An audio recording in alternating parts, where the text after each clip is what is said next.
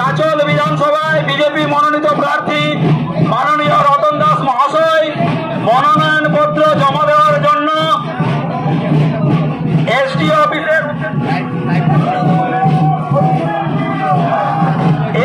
অফিসের উদ্দেশ্যে রওনা দিয়েছে।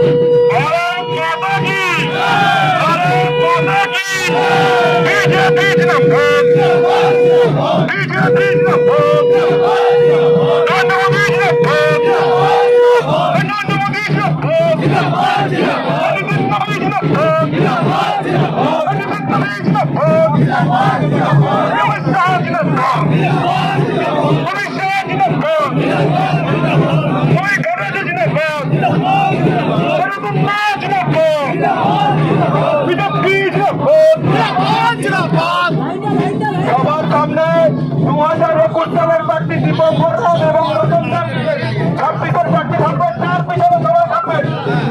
সামনে রতন দাস এবং বিগত নির্বাচনের প্রার্থী দীপক বর্মন থাকবে, তার পিছনে সবাই থাকবে। প্রার্থীর সামনে যেন কমপক্ষে 50 মিটার ফাঁকা থাকে, প্রার্থীর সামনে যেন কমপক্ষে 50 মিটার ফাঁকা থাকে। সোশ্যাল মিডিয়া যারা আছেন তারা একটু কোঅপারেট করবেন।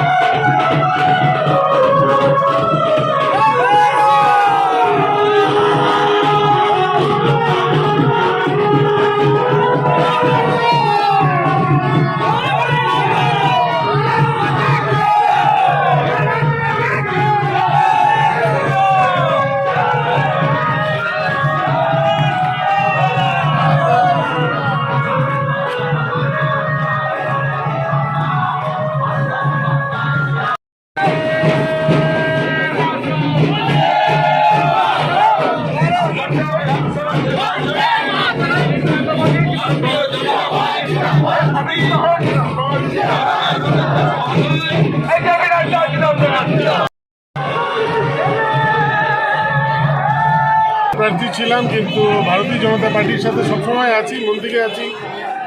আর আমি চাই যে এবারও প্রার্থী খুব ভালো হয়েছে, সকলে যাতে দুহাত তুলে আশীর্বাদ দেয় চাঁচলবাসী এবং সব গোটা প্রতিটা অঞ্চল থেকে যাতে মানুষ ভোট দেয় আমাদের রতন দাসকে।